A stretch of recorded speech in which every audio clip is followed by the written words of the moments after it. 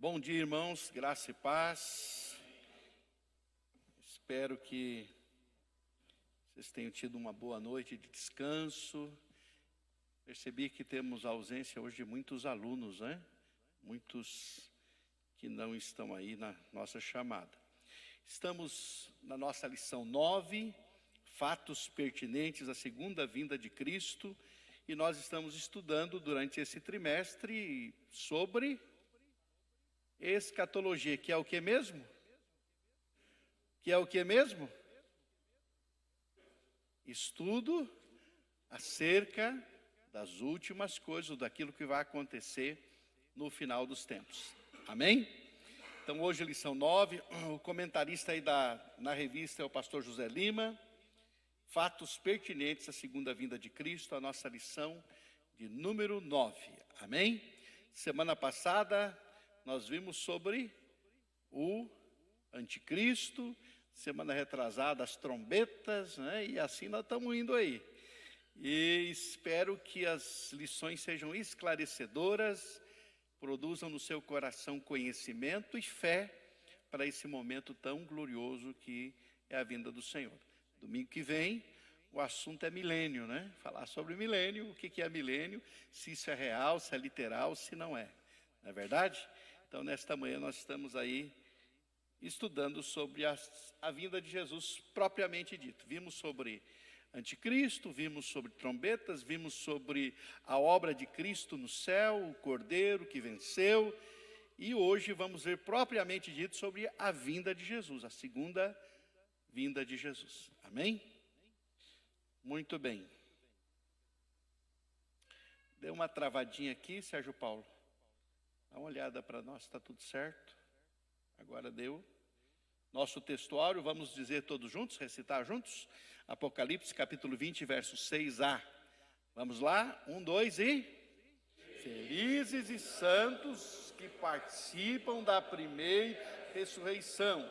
Apocalipse 26a. Vamos de novo? Felizes...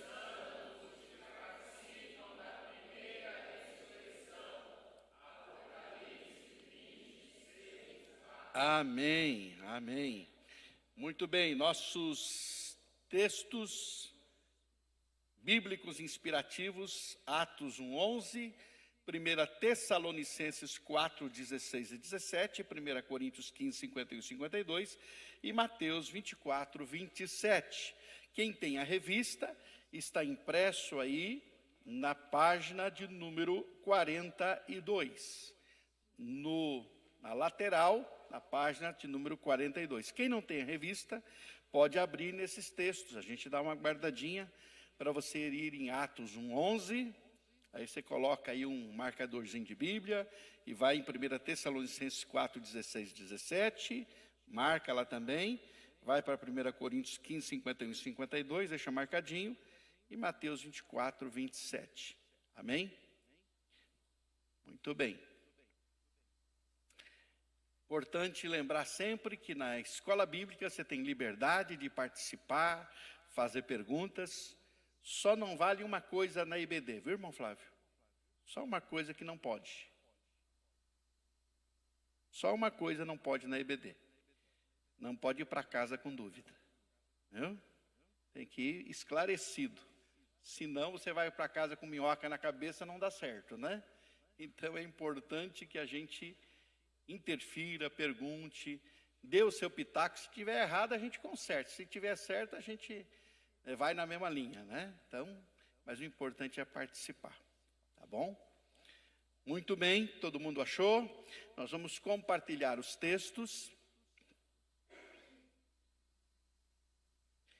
Irmão Sérgio, eu vou pedir para você sentar aqui do lado do irmão Cristóvão. Aqui, ó. Senta aqui do lado dele. Aí você acompanha com ele aqui, que é mais fácil para ti. O irmão Sérgio está aprendendo, né? Achar na Bíblia. Vamos lá, isso, senta ali, daí ele vai te ajudar. Mas lê com ele aqui na mesma... Compartilha aí, né? Muito bem. Vamos compartilhar a leitura, uma irmã e um irmão, uma irmã lendo para nós, Atos 1:11, bem alto. Uma de cada vez.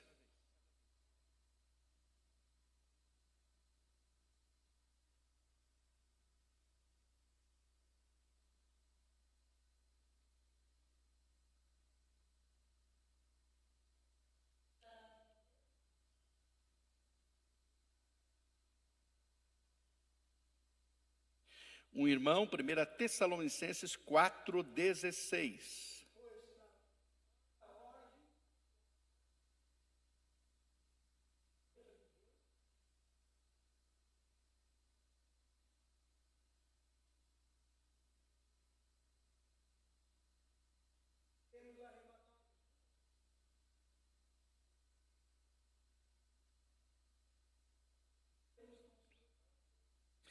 Como o nosso irmão leu os 2 versículos, agora uma irmã leu os 2 de 1 Coríntios, 15, 51 e 52.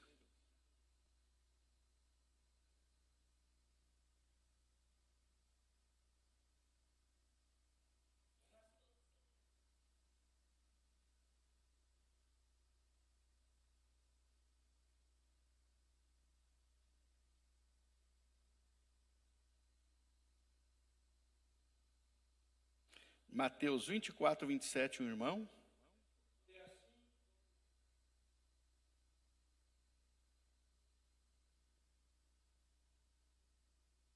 Amém.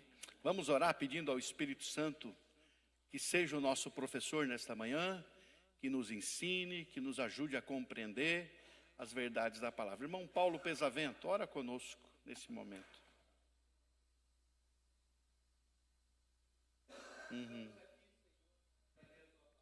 Obrigado, Jesus. Espírito Santo, ser o nosso professor, nos ajuda a compreender, a entender, a viver.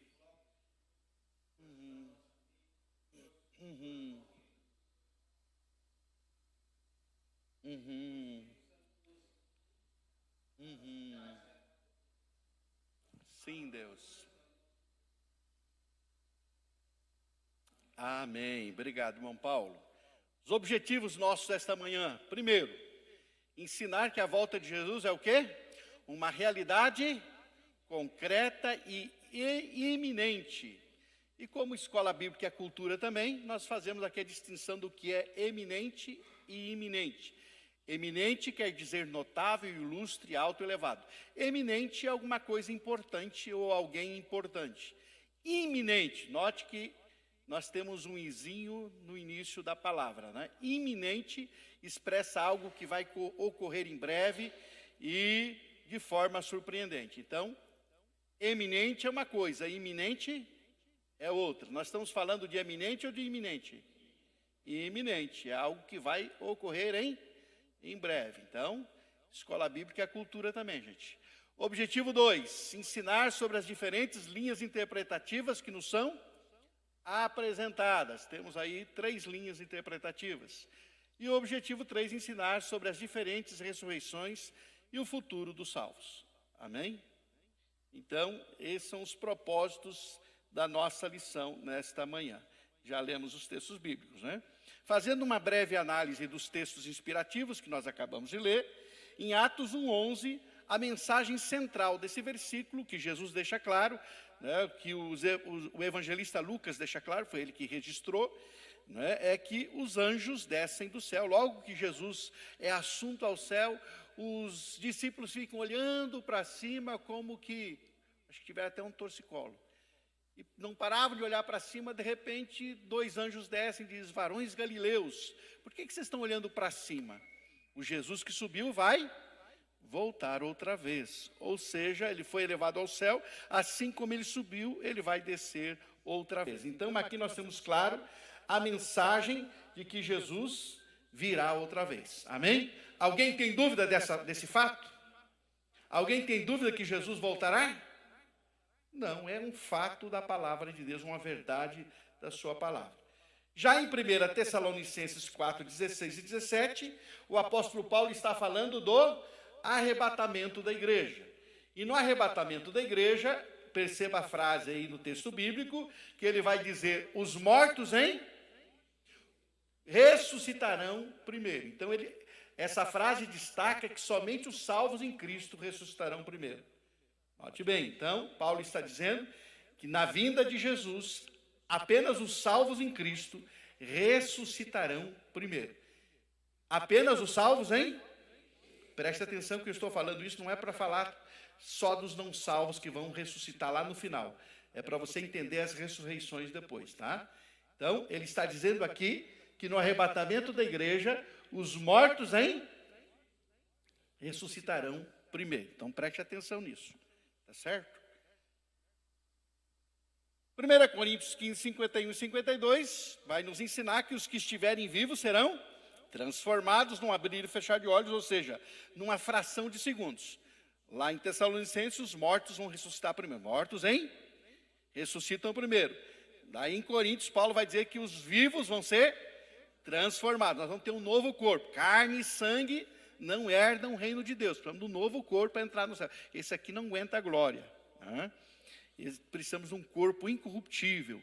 Um corpo que é celestial. Porque Paulo, em 1 Coríntios 15, vai falar exatamente isso. Corpos terrestres e corpos celestes. E vai dizer que para entrar no céu nós precisamos de um corpo celestial. Um corpo diferente, um corpo incorruptível, certo? E Mateus 24, 27, Jesus fala da iminência e da rapidez da sua vinda, como relâmpago que risca o céu, é coisa também muito rápida, e ele está falando da iminência e da rapidez desse momento, amém? Então é disso que está falando a base dos nossos textos nesta manhã. Muito bem. A segunda vinda de Jesus, irmãos, é uma doutrina muito clara em todo o Novo Testamento. Está muito claro aí, tá? E o que gera muita especulação é de quando será e como será. É isso que gera especulação. Quando vai ser e como vai ser. Esse é o ponto que as pessoas especulam muito quando se trata da vinda de Jesus. Muito bem. Em relação ao quando, Jesus ensina claramente que não devemos nos preocupar, veja só, não devemos nos preocupar a respeito de quando será, mas em estarmos prontos. Só um minuto, Grace. Mas em estarmos prontos. Quanto ao quando, prestaram atenção? Quanto ao quando, o que ele espera de nós é que estejamos prontos, preparados. E é isso que importa. Olha o que ele vai dizer em Mateus 24, 36. Quanto ao dia e a hora, quem é que sabe? Quem é que sabe? Tem alguém que se chama ninguém aí? Qual é o seu nome? É ninguém? Quando apareceu ninguém, você sabe, né? Nem os anjos dos céus, nem o Filho, senão somente o Pai.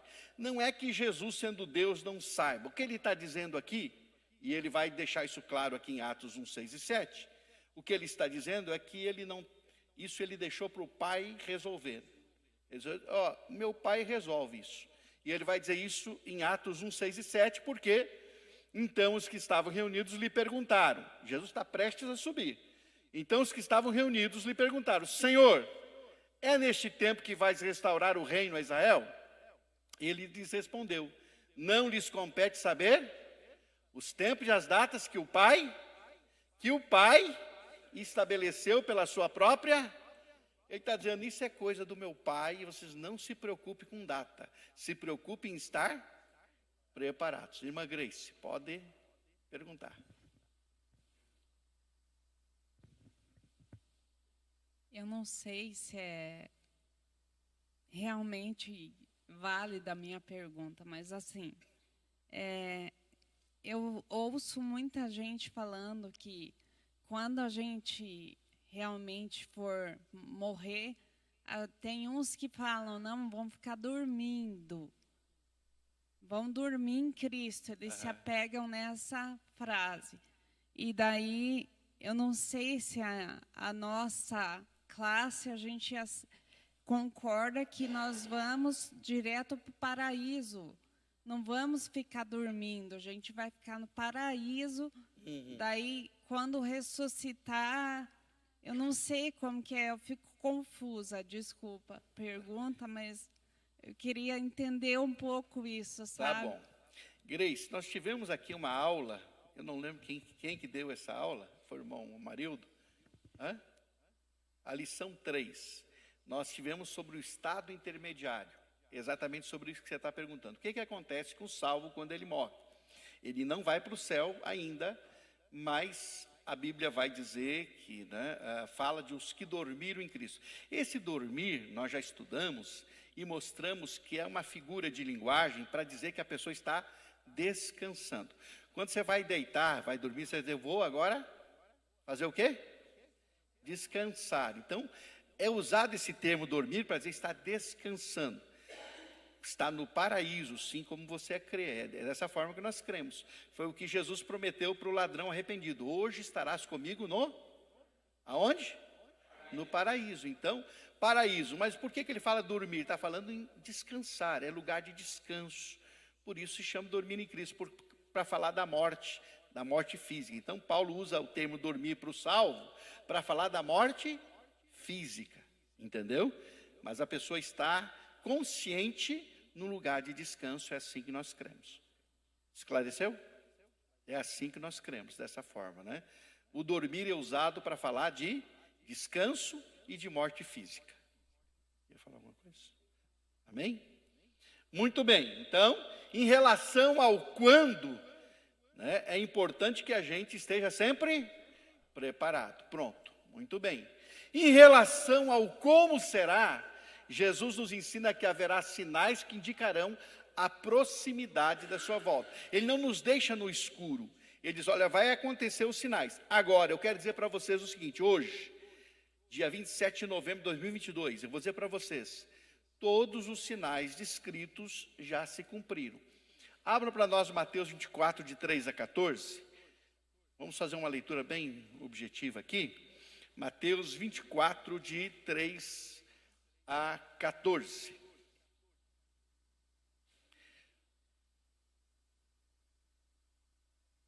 Vitor, leia para nós. Ele está pegando, peraí, ele está trazendo lá. Leia para nós. Quando eu mandar separar, separa, tá? Vai lá. E estando ele assentado no Monte das Oliveiras, chegando-se a ele os seus discípulos, em particular, dizendo, dize-nos quando serão essas coisas, e qual será o sinal da tua vinda e do fim do mundo. E Jesus respondendo-lhe lhes disse, fiquem atentos para que nenhum homem vos engane, porque muitos virão em meu nome, dizendo, eu sou o Cristo, e enganarão a muitos. Falsos cristos. E ouvireis de guerra e rumores de guerra. Guerras e rumores de guerra. Olhai para que vós não vos perturbeis, pois todas essas coisas devem acontecer, mas ainda não é o fim. Pois se levantará nação contra nação, reino contra reino, e haverá fomes, e pestes, e terremotos em vários lugares. Todos estes são princípios de dores. Então vos hão de entregar para serdes atormentados, e vos matarão, e sereis odiados de todas as nações por causa do meu nome. E então muitos se ofenderão e trairão uns aos outros, e uns aos outros se odiarão. E surgirão muitos falsos profetas, e enganarão a muitos. E por se multiplicar a iniquidade, o amor de muitos se esfriará. Mas aquele que suportar até o fim, esse será salvo. E este evangelho do reino será pregado em todo o mundo, como testemunho a todas as nações, e então virá o fim. Muito bem. Aqui? É o 14. Então, muito bem, gente. Então, em relação como será, Jesus deixa claro que haverá sinais que indicarão o quê?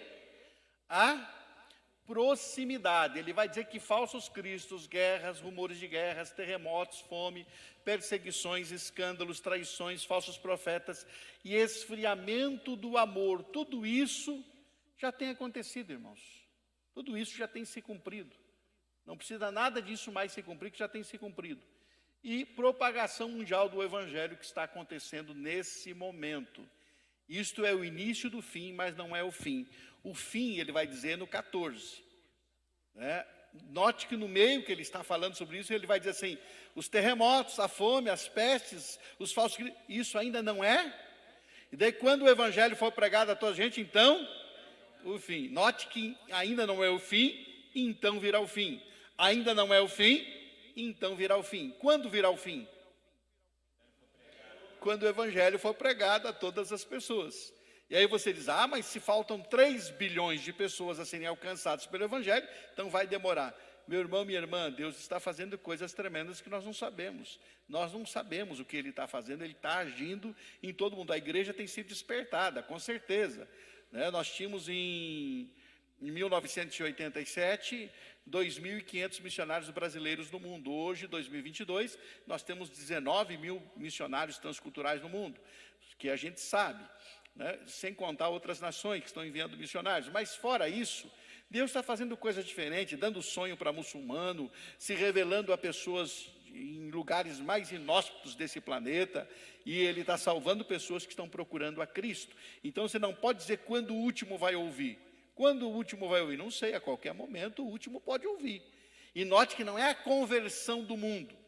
E este evangelho será pregado em testemunho. Não é a conversão do mundo, é em testemunho a todas as gentes. Irmão José Carlos, presbítero José Carlos.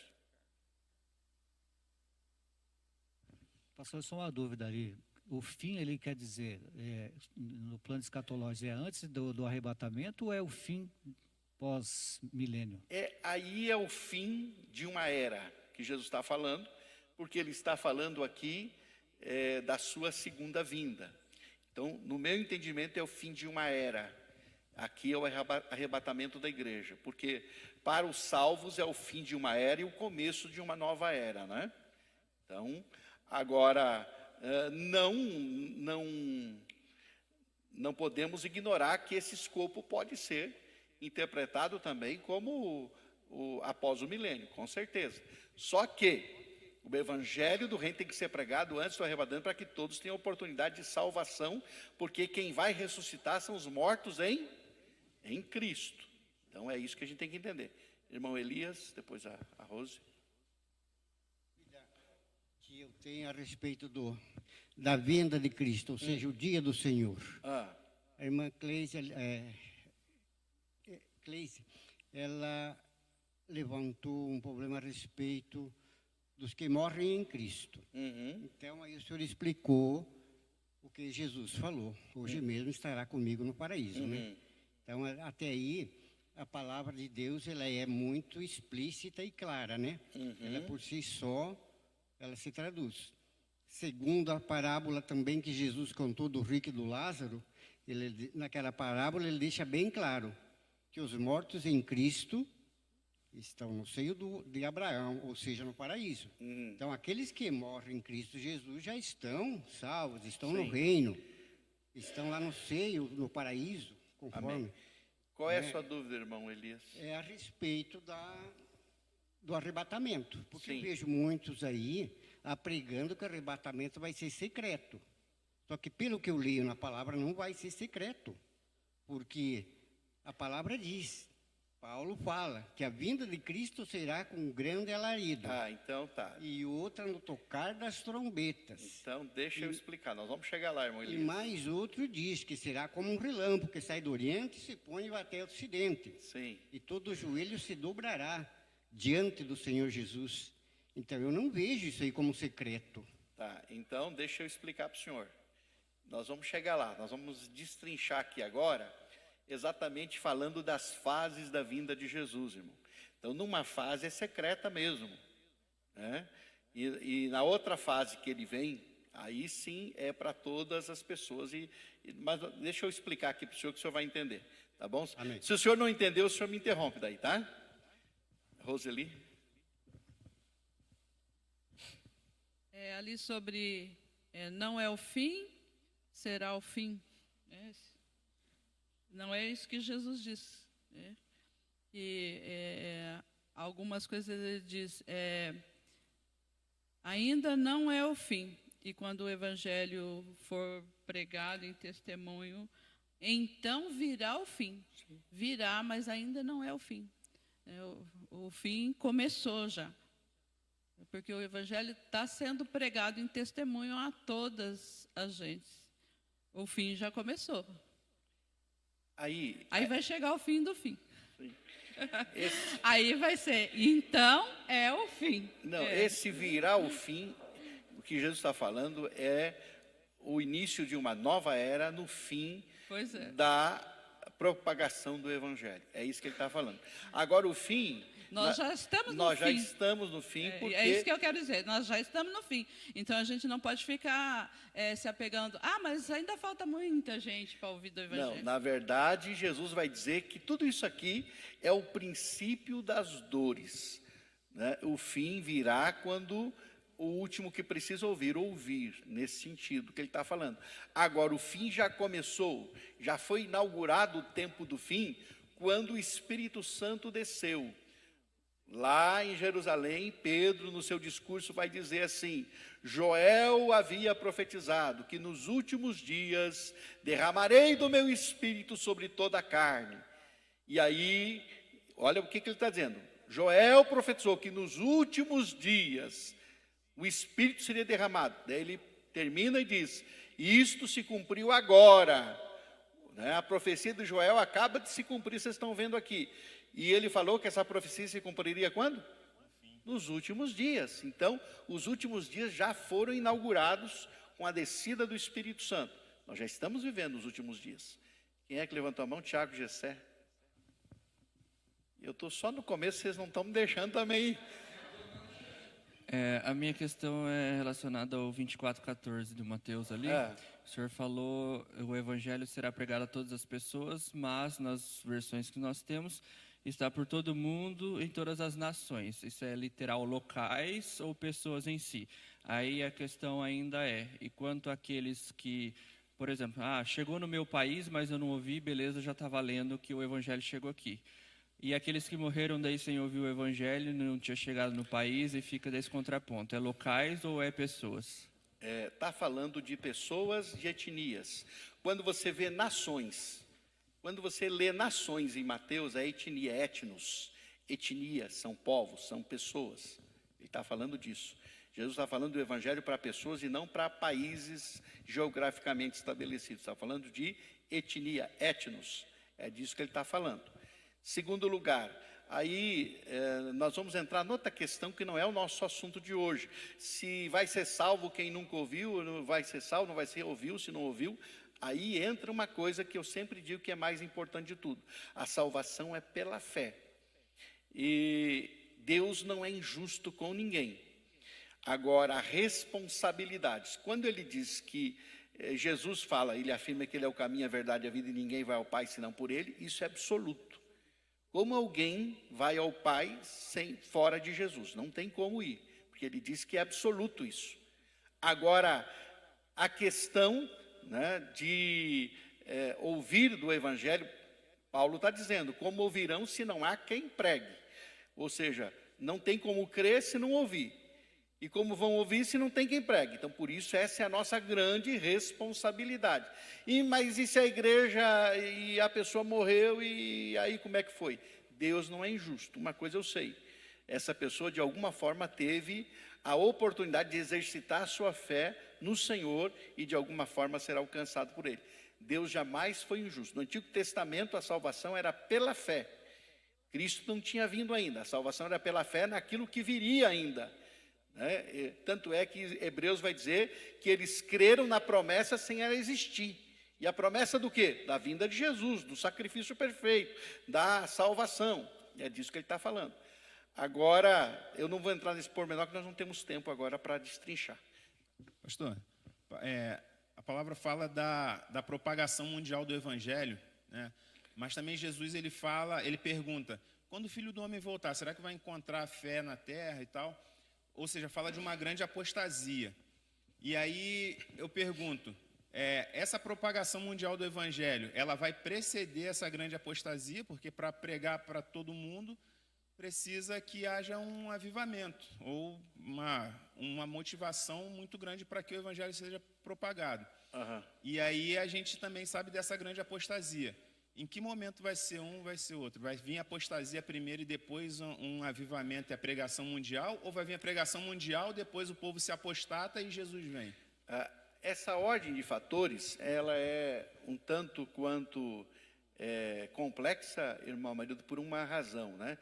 Porque eu entendo que essa apostasia, ela já está presente e está presente no meio do povo de Deus. Jesus não está falando de apostasia de alguém que já estava na fé.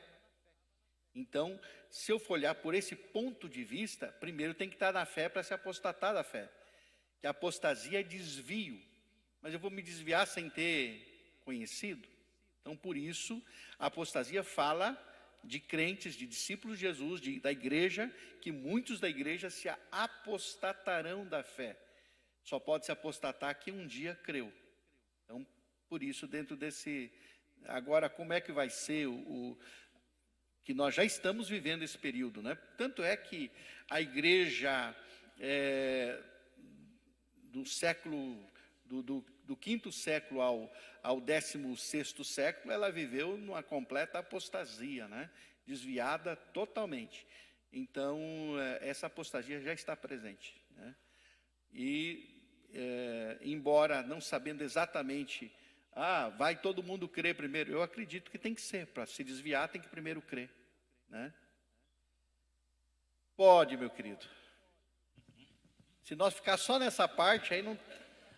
Com relação ao evangelho ser pregado a todas, aqui fala no versículo 14, será pregado o evangelho para testemunha a todas as nações. Aí a minha pergunta é a seguinte: todas as pessoas do universo terão a oportunidade de ouvir o evangelho ou não? Porque eu já vi estudos, pregador falando que se tiver uma pessoa, uma etnia ou numa nação, uma pessoa que se converteu, ela já representa aquela nação. Isso procede, pastor?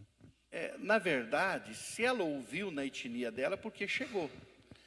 Agora, uma coisa interessante, os pregadores que pregam isso é porque há uma verdade no Apocalipse dizendo que estarão diante do trono de Deus representantes de todas as tribos, línguas e nações.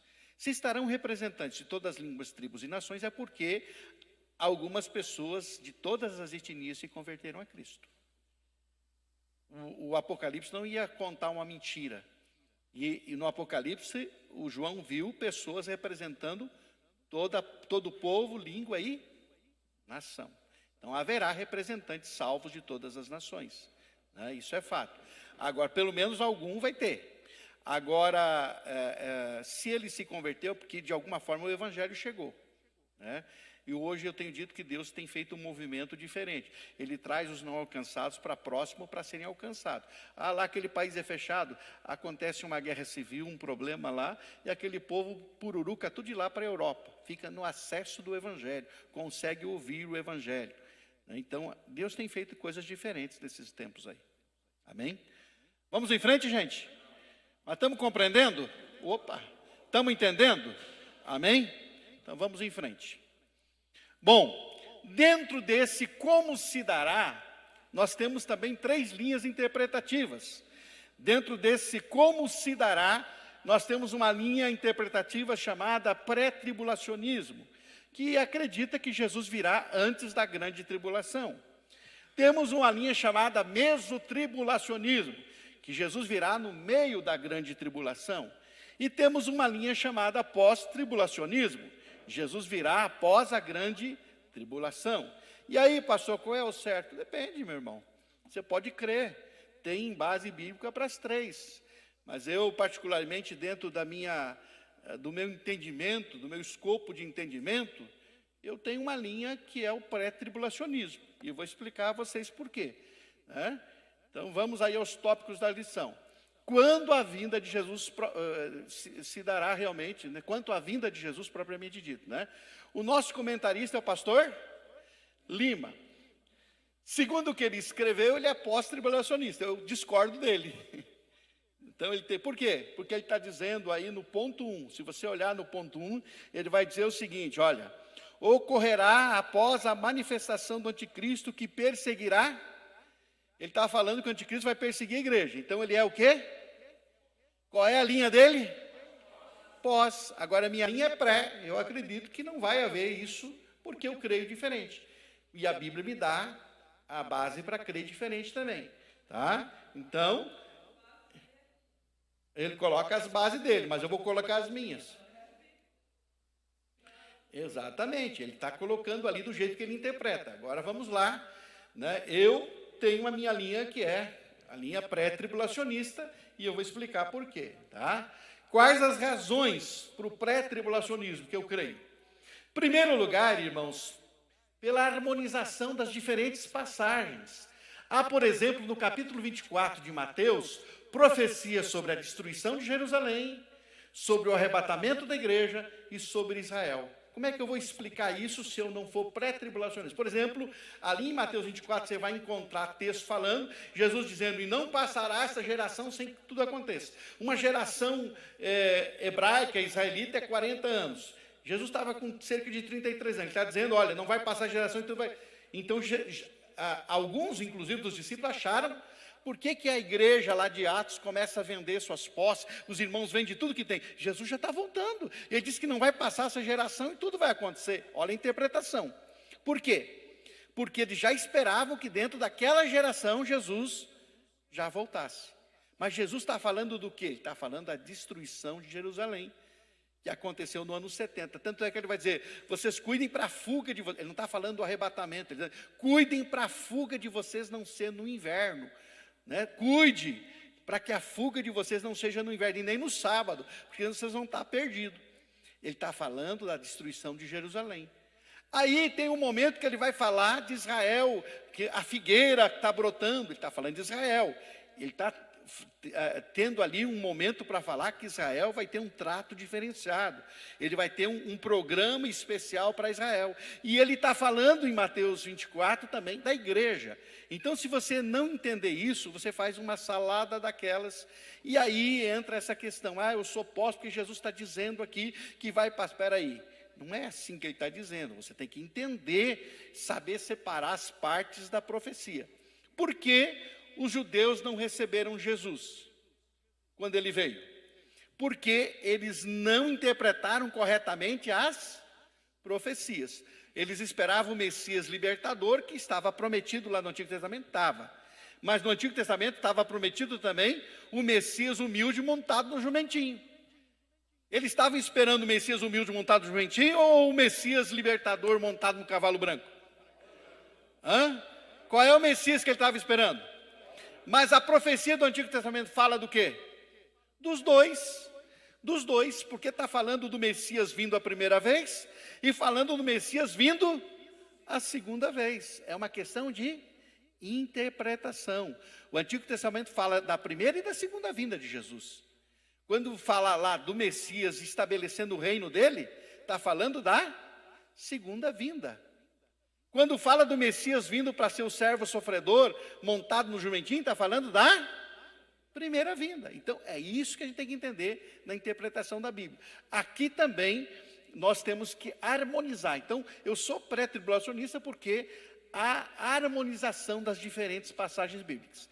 Segundo lugar, há uma melhor explicação das 70 semanas de Daniel. Lá em Daniel, capítulo 9, fala das 70 semanas. Quando chegasse a 62ª semana, o Messias seria sacrificado. Está lá. Essas 62 semanas se completaram com a primeira vinda de Jesus. De lá para cá se passaram outras 6 semanas. O que resta agora é a última semana de Daniel. Essa última semana é a grande tribulação. Esses 7 anos de grande tribulação é a última semana de Daniel, com o aparecimento do anticristo, que será o último governo de alcance mundial, que é o anticristo. Então, há uma explicação melhor das 70 semanas de Daniel, né? Então falta uma semana a se cumprir, que será a semana da grande tribulação. O cumprimento da promessa de livramento da ira, né? O Senhor promete isso, visto que você guardou a minha palavra de exortação, a perseverança, eu também o guardarei na hora da provação que está por vir, para vir sobre todo mundo, para pôr à prova os que habitam na terra. Né? O texto bíblico diz que Deus vai guardar da tribulação, né? E não está falando, irmãos, quando fala de tribulação, quando falamos da grande, é esse momento específico. Agora, a tribulação em si, todos os momentos os salvos passaram pela tribulação. Hoje no mundo, nós temos milhões de cristãos sofrendo perseguição. Para nós isso aqui não é uma realidade. Você está aqui confortável, mas nesse momento tem irmãos que estão presos, sendo torturados por causa da sua fé em Cristo Jesus. Eles estão passando por grande tribulação ou não? Estão passando ou não? Eles estão experimentando todo tipo de tortura. São mais de 300 milhões de cristãos no mundo que sofrem algum tipo de tortura ou perseguição. Agora, essa grande aqui é aquele momento em que realmente o anticristo estará dominando. E eu entendo que nesse momento nós seremos livres desse momento, tá? Sou pré-tribulacionista porque só isso justifica o arrebatamento da igreja. Porque se você for pós-tribulacionista, para que vai ter arrebatamento? Vai ter só a ressurreição dos mortos. Por quê? Jesus vai vir, por exemplo, na visão pós-tribulacionista, Jesus vem para implantar já o milênio, se é que creem no milênio. Ou seja, vem para implantar o reino dele. Não tem arrebatamento antes. E eu creio que há arrebatamento. Eu creio no arrebatamento. E por crer no arrebatamento, eu creio que ele vai acontecer antes. Tem que acontecer antes, por isso. A única interpretação que a igreja vai para o céu. Por exemplo, Jesus voltou depois da grande tribulação. Então não tem céu, porque já vai reinar aqui 1000 anos. Ele já vem para reinar 1000 anos. Então não vai para o céu, não tem bodas do Cordeiro, não tem tribunal de Cristo. Na visão pós-tribulacionista não tem. Por quê? Porque ele vem para reinar. Só vem uma vez para destruir o anticristo e estabelecer o reino dele. Agora, os creem que Jesus virá antes para arrebatar primeiro essa silenciosa que o senhor perguntou. Já vamos explicar direitinho como ela vai se dar. Está entendendo? E nós somos orientados, em sexto lugar, a esperar Jesus, e não a grande tribulação. Jesus disse assim, vocês fiquem esperando a grande tribulação. É isso que ele falou? Ele nos orientou a esperar o quê? A volta dele, não a grande tribulação. Porque a volta dele será iminente. Como eu vou crer na iminência se primeiro surge a tribulação? Preste atenção na minha linha de raciocínio. Preste atenção, irmãos, para vocês entenderem. Olha bem. Olha a doutrina da iminência. É a certeza de que Jesus pode aparecer Você crê nisso? Que Jesus pode aparecer a qualquer momento? Então eu só posso crer isso se eu for pré-tribulacionista. Por quê? Porque ele vai dizer, eis que venho como ladrão. O ladrão avisa quando vem. Olha, fulano, eu vou lá te assaltar tal hora, tal dia. Ele te avisa? Quando Jesus fala disso, que ele virá como ladrão, ele está dizendo de surpresa. Ele não vai te avisar, ele vai chegar sem te avisar. Né? Então, olha aí. Feliz aquele que permanece e conserva consigo as suas vestes, para que não ande nu e não seja vista a sua vergonha. Apocalipse 16:15. Agora pense comigo, raciocine, põe os neurônios para funcionar agora. Ó. Se primeiro aparecer o anticristo e estabelecer o seu governo, significa o quê? Que saberemos que Jesus voltará no final da grande tribulação. Isso será iminente? Isso será surpresa? Gente, presta atenção. Se Jesus, primeiro vem o anticristo, depois vem Jesus, então quanto tempo vai durar o período da grande tribulação? Então o anticristo aparece, certo? Então eu já fico sabendo que daqui 7 anos Jesus volta. Está compreendendo? Está entendendo, irmão? Por que eu não sou pós-tribulacionista? Porque se Jesus vai vir iminentemente surpresa, no momento que o anticristo aparece, não tem mais surpresa. Por quê? O anticristo apareceu, cadê a surpresa? Daqui 7 anos Jesus vem me buscar, tenho 7 anos ainda pela frente. Fala, irmão Sérgio. Vigiando, atento, preparado. Também, irmão Sérgio, mas mais do que orar, é estar atento, né? Vigiando para não pecar, para não errar, levando a sua vida cristã a sério. É disso que ele está falando. Você está compreendendo? Vocês estão compreendendo, irmãos? O anticristo só vai se manifestar a hora que o Espírito Santo subir. Dentro da linha pré-tribulacionista, sim. Tá? Dentro da linha pré-tribulacionista é assim que nós cremos. Agora, irmãos, é como eu disse, eu creio da iminência da volta de Jesus, que ele pode vir a qualquer momento. No momento que o anticristo surge, já não é mais surpresa, gente. Então não se crê, o pós-tribulacionismo não crê na iminência da volta de Jesus. Por quê? Porque não será surpresa. Tá? Vamos lá. 2, incerteza do tempo dessa chegada gloriosa. Não sabemos. Ninguém sabe, disse Jesus. Então não posso saber quando será. Nada há pendente entre a igreja e o arrebatamento. Ou seja, não tem mais nada a se cumprir. Tudo já cumpriu. Fome, peste, terremoto, guerra, tudo isso. Falsos profetas, falsos cristos, o espírito do anticristo está aí, apostasia, tudo está aí. Tá? E essa doutrina da iminência, ela é ensinada nas Escrituras e pelos pais da igreja. Tá? É ensinada não só na Bíblia, mas os pais da igreja, eles ensinavam que Jesus já ia voltar. Pois não, irmã? O senhor entende 2 Tessalonicenses 2, 1 e o 4 eu vou ler. Irmãos, no que diz respeito à vinda de nosso Senhor Jesus Cristo e à nossa reunião com Ele, nós vos exortamos. Aí lá no 3 vai dizer assim: e isso não acontecerá sem que primeiro venha a apostasia e seja revelado um homem da iniquidade, o filho da perdição. Eu entendo aqui que Jesus vai vir e nós vamos nos reunir com Ele depois que vai ser revelado um homem da iniquidade. É exatamente isso. Só que isso acontece assim, irmã Josi. Na iminência da volta de Jesus. O que acontece? O anticristo já está aqui. Quando Jesus voltar, ele já estará aqui. Só que ele não se manifestou ainda. Porque alguma coisa está segurando ele. Essa alguma coisa, no meu entendimento, é o que disse o irmão Cristóvão, é o Espírito Santo. O Espírito Santo está aqui, o anticristo não se manifesta. Aí o que acontece? Jesus arrebata a sua igreja. O anticristo aparece. Então, o que ele está dizendo é o seguinte, e o Paulo está dizendo aí, gente, vai vir a apostasia e ainda o aparecimento do anticristo. Só que, no meu entendimento, é simultâneo.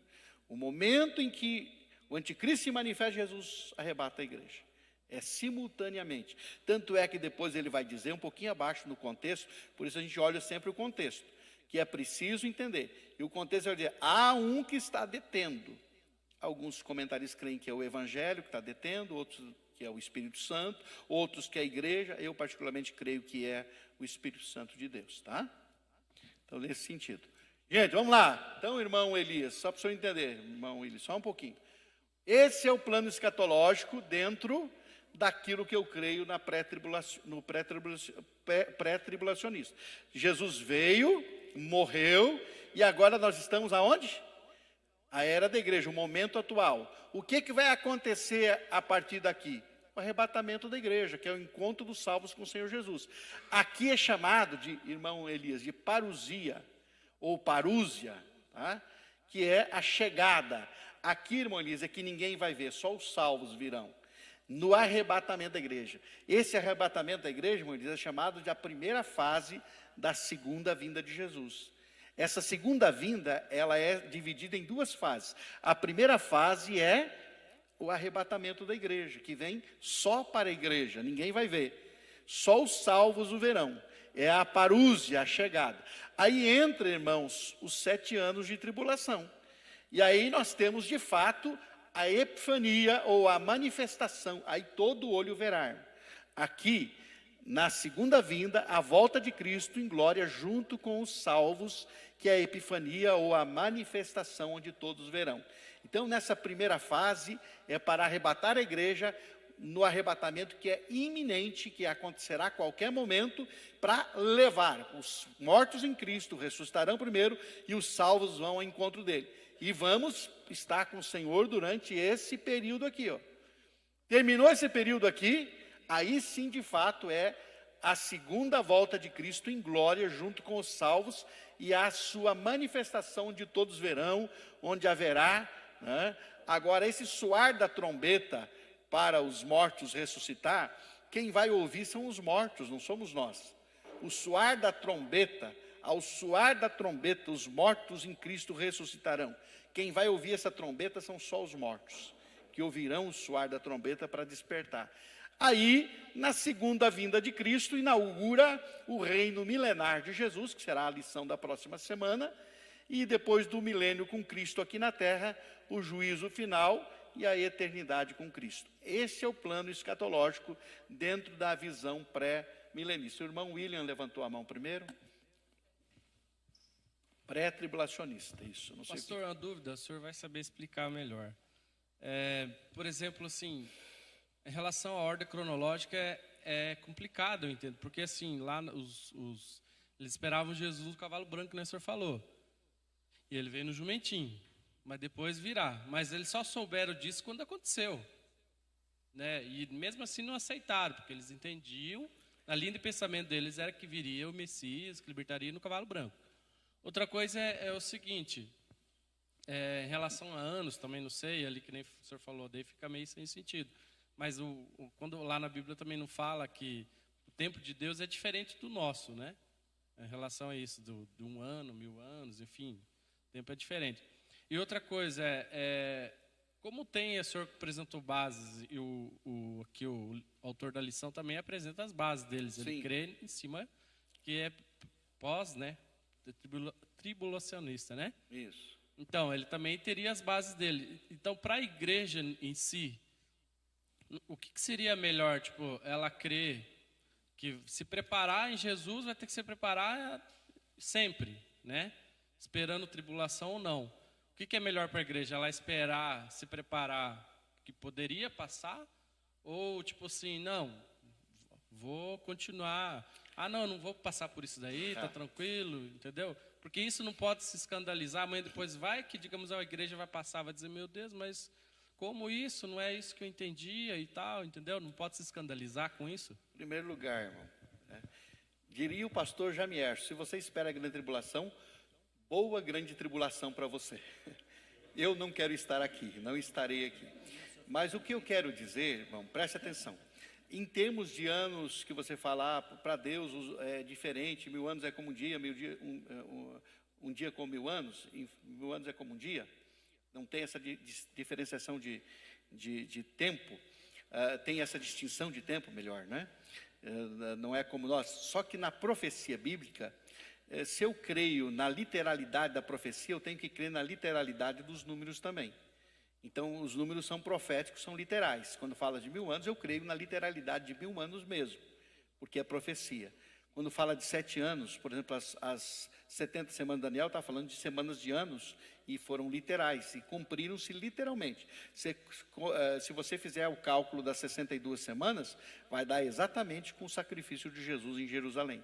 Então, está falando de tempo literal, do nosso tempo mesmo, tá? Em relação o que é melhor, irmão, por exemplo, eu acredito que vivermos na iminência nos deixa mais alertas. Por quê? Porque eu estou esperando a volta de Jesus. Agora, se eu não creio na iminência, significa que eu espero o anticristo. É o seguinte, está certo que Jesus pode voltar para mim a qualquer momento, mas o que eu tenho medo mesmo é da volta dele. E se eu não estiver preparado quando ele voltar? Bom, mas tudo bem, primeiro vai aparecer o anticristo. Quando aparecer o anticristo, eu me preparo. Porque eu sei que daí eu vou ter tempo para me preparar. Está entendendo? Então é melhor eu crer. Por isso eu sou pré-tribulacionista. Esperar Jesus a qualquer momento, do que ter não, eu vou esperar o anticristo. Aí quando o anticristo surge, eu sei que ele vai demorar 7 anos e Jesus aparece. Tá? Irmão Elias, depois a Rose. Pastor Elias, agora eu comecei a entender com essa sua explicação. Eu também sou pré. Porque a palavra diz que no arrebatamento estarão 2 dormindo. Um será deixado e outro será levado. Estará no moinho 2 moendo. Um será deixado e outro será levado. Agora eu entendi, compreendi e creio que o arrebatamento vai ser secreto, por causa dessas palavras. Amém. Rose? Vamos lá, irmão, que nós temos bastante coisa ainda para ver. Sobre o que o irmão William perguntou, né? Quem está preparado para suportar a grande tribulação, como a Bíblia descreve, como terrível ela vai ser, então está preparado para o arrebatamento também. Se não está preparado para o arrebatamento, muito menos para a grande tribulação, porque hoje está tudo bem, tudo tranquilo. Se não está preparado para o arrebatamento, para a grande tribulação, vai negar Jesus na primeira agulhada. É verdade. Muito bem, vamos em frente, gente. Ô, meu querido.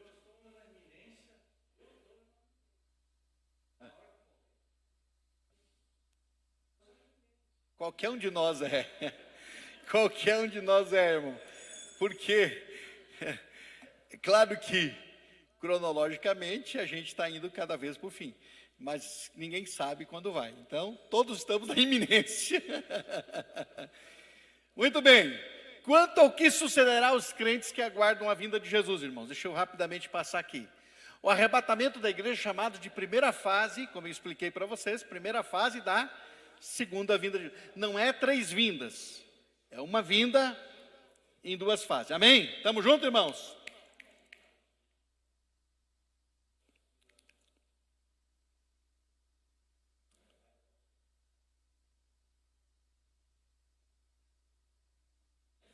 Amém. É isso aí. Vai auxiliando o irmão aí, que é bom. O irmão Cristóvão fez lembrar do Neemias e Esdras lá, né? Ficaram um dia inteiro debaixo da chuva ensinando. Daí quem estava lendo diz: vai ensinando aí o seu companheiro aí do seu lado. Não está compreendendo. O arrebatamento da igreja é chamado de primeira fase da segunda vinda de Jesus, irmãos. Acontecerá a ressurreição dos salvos em Cristo e a transladação dos salvos que estiverem vivos. Os que morreram em Cristo ressuscitam, os vivos são transladados, são arrebatados também e transformados. Muito bem. O contraste entre o arrebatamento e a segunda vinda, é isso que nós temos que ver. O arrebatamento é o translado de todos os crentes. Na segunda vinda, para estabelecer o reino, não haverá nenhum translado, porque Jesus já estará aqui. Santos transladados vão para o céu. Aqui na segunda vinda, os santos transladados voltam para a terra. Por isso, irmã Josi, se a pessoa não crê no pré-tribulacionismo, não haverá saída para o céu aqui. Por quê? Porque Jesus já volta aqui. Quando ele volta para implantar o reino dele. Então, como é que eu vou... mas aqui na Bíblia está dizendo que os salvos vão para o céu e vai ter a boda do Cordeiro. Se você não for pré-tribulacionista, não existe isso. Por quê? Porque só existe para os pré que vão para o céu. Depois voltam com Jesus. Porque se eu sou pós-tribulacionista, tá? Se eu sou pós-tribulacionista, significa o quê? Que Jesus só vai vir para estabelecer o reino. Você está entendendo? Terra não julgada no arrebatamento, terra julgada e justiça estabelecida na segunda vinda. Sem sinal iminente a qualquer momento, né? Pode acontecer.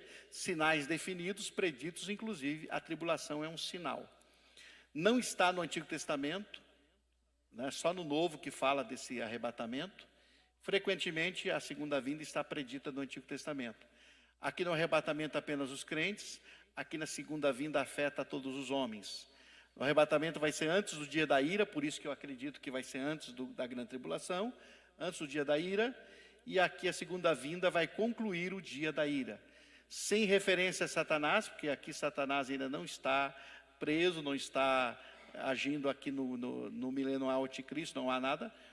Aqui Satanás é preso, na segunda vinda dele. Cristo vem para os seus, aqui Cristo na segunda vinda vem com os seus.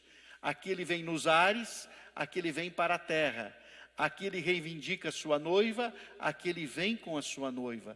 Aqui apenas os seus o veem, aqui todos os olhos o verão. Aqui começa a tribulação, aqui começa o reino milenar. Essa é a distinção do arrebatamento, que é a primeira fase da vinda de Jesus, e a segunda vinda, que é, de fato, a segunda fase, que ele vai acontecer tudo isso aqui.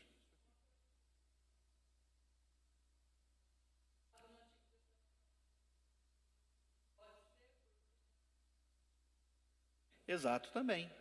É só para a igreja o arrebatamento. Tá? Exato. Os judeus, eles vão passar pela tribulação porque eles têm um programa para eles durante a grande tribulação. Qual é o programa para os judeus durante a grande tribulação? Irmãos, preste atenção. Qual é o programa dos judeus? Eles vão aceitar o anticristo, eles vão dar poder para o anticristo e eles vão achar que o anticristo é o Messias. Quando o anticristo pedir adoração, cai as escamas deles, aí eles entram em conflito contra o anticristo. Pastor, corroborando com essa questão do judeu ter um programa na grande tribulação, Jesus fala ali, o Mateus 24, que o senhor falou muito bem ali, ele tem mensagem para os judeus e para a igreja, coisas distintas. E a gente sabe que o Evangelho de Mateus ele foi escrito com uma linguagem toda mais fácil para o judeu reconhecer a Cristo como o Messias, né? Então ali ele realmente está falando coisas que são específicas para Israel e coisas para a igreja, e a gente acaba confundindo essas coisas. Exatamente. Certo, gente? Para mim conseguir concluir aqui, vamos cá. Quanto à diferenciação entre a primeira e a segunda ressurreição, aqui eu falei sobre isso com vocês aqui no mês de março, quando falamos da ressurreição, e eu quero trazer de volta esse conceito para vocês entenderem claramente. Não haverá 4 ressurreições, haverá 2, uma para a vida e outra para a morte eterna. A morte eterna não é aniquilação, como dizem os adventistas. A morte eterna é a condenação eterna. Agora, essa ressurreição para a vida, ela tem 4 etapas. É interessante você entender isso, preste atenção nisso. Eu vou trazer de novo o que eu já trouxe para vocês para relembrar, tá? Travou aqui, meu filho. Veja aí para mim. No Apocalipse, a ressurreição dos salvos por conta da vida de Jesus é chamada de primeira ressurreição.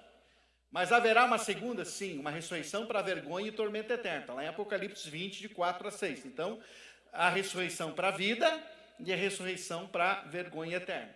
Agora veja bem, haverá então 2 ressurreições, uma para a vida e outra para a vergonha eterna. Agora essa ressurreição para a vida, né, o J. Dwight Pentecoste, em seu manual Teologia Sistemática, ele ensina que a ressurreição para a vida se dará em 4 estágios. Preste atenção para você entender. Que é isso, pastor?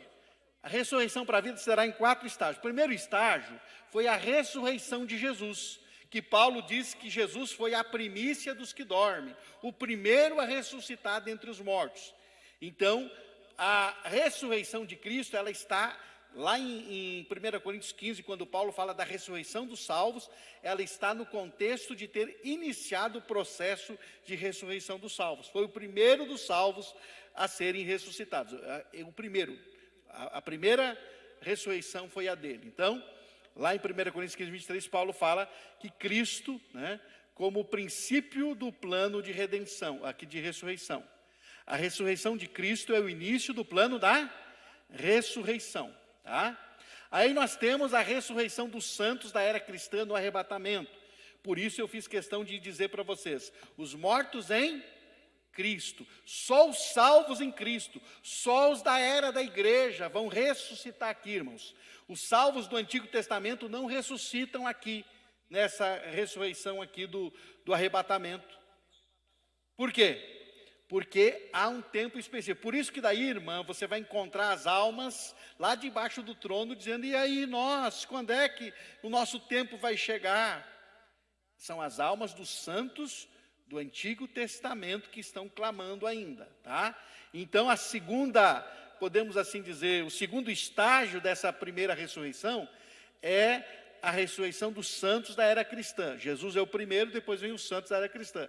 E aí, a ressurreição dos santos do período da tribulação, juntamente com a ressurreição dos santos do Antigo Testamento. Ó, aqui, ó, no final da grande tribulação acontece uma ressurreição daqueles que morreram por não terem negado a Cristo durante a grande tribulação. Haverá, pastor, quem não negará a Cristo durante a grande tribulação? Haverá. Certamente muitos desviados estarão aqui e estarão sabendo, olha, eu não fui no arrebatamento da igreja com Jesus, mas eu não vou aceitar o anticristo dominando sobre a minha vida. Então ele vai morrer, e aí como é que ele faz para depois começar o milênio com Cristo? Ele vai ressuscitar no final da grande tribulação, e aí é o momento em que haverá a ressurreição dos santos do Antigo Testamento. Ou seja, ao final da grande tribulação, quando vai se estabelecer o milênio, os salvos do Antigo Testamento serão ressuscitados, e os que morreram aqui durante a grande tribulação, confessando Jesus como Senhor, ressuscitarão também. E aí, no final da grande tribulação, início do milênio, isso se dará. Então, gente, para compreendermos, eu concordo com o Pentecoste nisso, né, haverá apenas 2 ressurreições, uma para a vida e outra para a vergonha eterna. Só que a ressurreição para a vida, ela se dará nesses estágios. Cristo foi o primeiro, diz Paulo em 1 Coríntios 15, 23. Depois nós, os salvos em Cristo, seremos, quem estiver morto vai ressuscitar, é a ressurreição dos crentes que morreram, salvos na era da igreja, salvos em Cristo. Ao final da grande tribulação, a ressurreição dos salvos que morrerem durante a grande tribulação e, juntamente com eles, os santos do Antigo Testamento. Porque os santos do Antigo Testamento vão ter que estar vivos para reinar os 1000 anos com Cristo aqui na terra. Então, por isso, eles ressuscitam no final da grande tribulação. Entenderam, irmãos? Muito complicado?